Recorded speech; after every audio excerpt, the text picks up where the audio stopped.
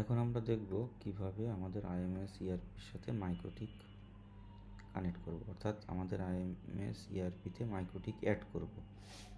Add না করলে আমরা কোনো মাইক্রোটিকের ইউজার কানেক্ট হবে না।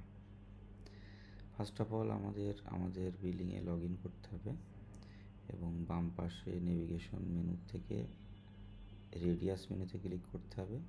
এরপরে মাইক্রোটিক ক্লিক করলে আমাদের একটা লিস্ট দেখাবে, যেহেতু এখানে কোনো মাইক্রোটিক অ্যাড নাই, যার কারণে আমাদের এখানে কোনো মাইক্রোটিক দেখাচ্ছে না, no records found.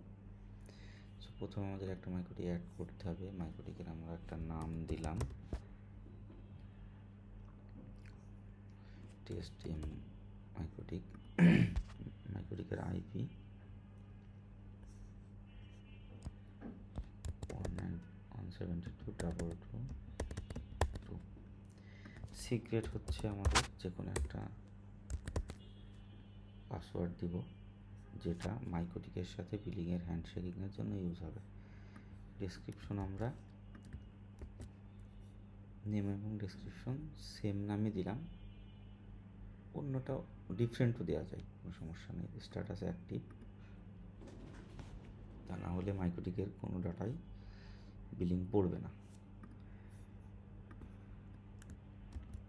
API IP same IP দিল, যেহেতু মাইক্রোটিকের সাথে এই আইপি দিয়েই কানেক্ট হবে বিলিংয়ের সাথে, সেম আইপি, আপনারা ডিফারেন্টও দিতে পারেন, আলাদা আলাদা আইপি। এবং ক্লোন দিয়ে মাইক্রোটিকের পোর্টটা দিয়ে দিব।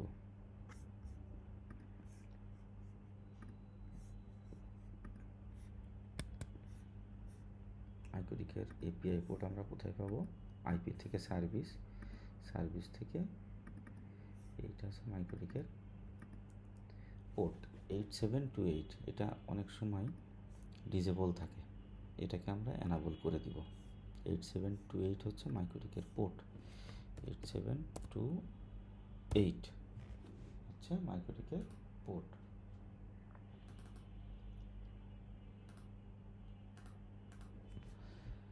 এরপর আমরা এপিআই ইউজার নেম দিব,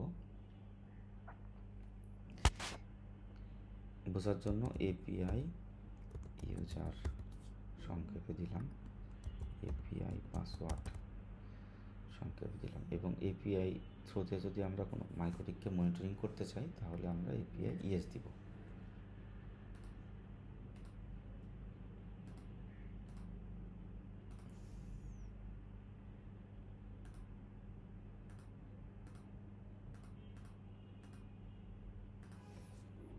দিয়ে সাবমিট করব।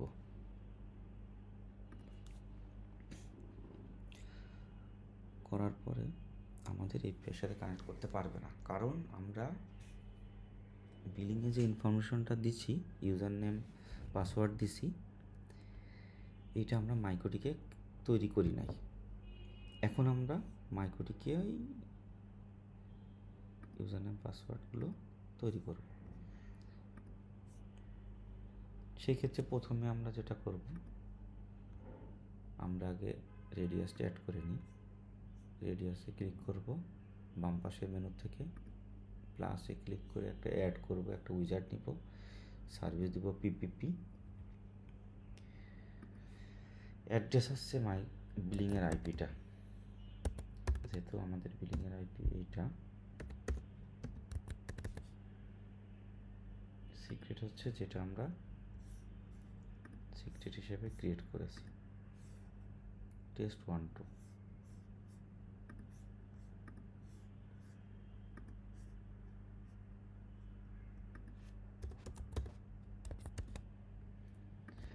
এটা অথেন্টিকেশন ডিফল্ট পোর্ট, আমরা যেহেতু কাস্টমাইজ ইউজ করি, এখানে আমরা দিব 1832। অ্যাকাউন্টিং পোর্ট আমরা ইউজ করি 1833।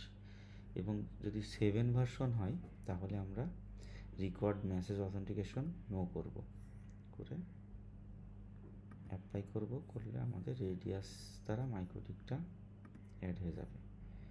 এরপরে আমরা ইনকামিংয়ে ক্লিক করব, করে এখানে যদি চেক দেওয়া না থাকে, অ্যাকসেপ্টে চেক দিয়ে আমরা অ্যাপ্লাই করব।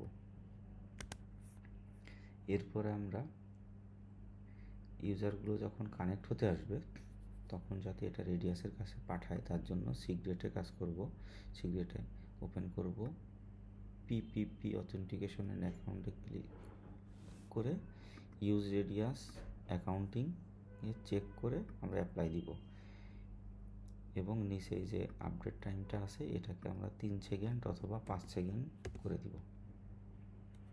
3 সেকেন্ড করলেও সমস্যা নাই, অ্যাপ্লাই করব। এরপরে আমরা এপিআই ইউজার নেম এবং পাসওয়ার্ড তৈরি করব।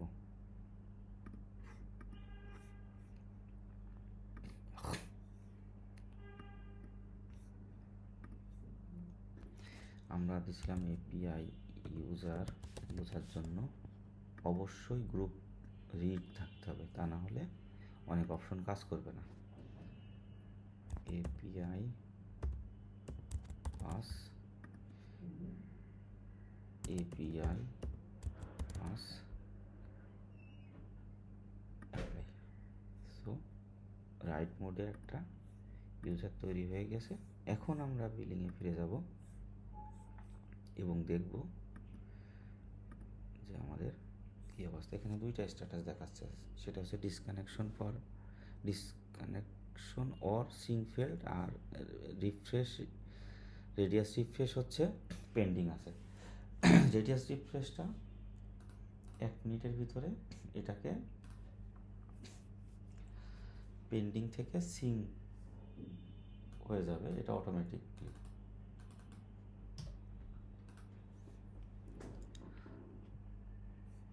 আমার আবার মাইক্রোটিক লিস্টে যাই, হয়ে গেছে, ঠিক আছে। এপিআই কানেকশন স্ট্যাটাসটা এখনও সিং হয় নাই, এটা সার্টেন টাইম পর পর সিং করে, তো যার কারণে এখনও সিং হয় নাই। সো আমরা যদি দেখতে চাই মাইক্রোটিকের ডাটাগুলো, তাহলে আমরা এটাকে জাস্ট শো বাটনে ক্লিক করব। শো বাটনে ক্লিক করলে দেখেন আমাদের মাইক্রোটিকের ডাটাগুলো চলে এসছে। CPU, disk usage, CPU load এখানে শো করবে, লাইভ ইউজার যেহেতু এখানে কোনো এখন ইউজার নাই, আপ টাইম, এবং এখানে ইথারনেটগুলো শো করবে। আমার 2টা ইন্টারফেস আছে, ভিল্যান যেহেতু নাই, ভিল্যানগুলো শো করছে না। সো এইভাবেই আমরা মাইক্রোটিক আমাদের ইআরপি বিলিংয়ের সাথে অ্যাড করতে পারি।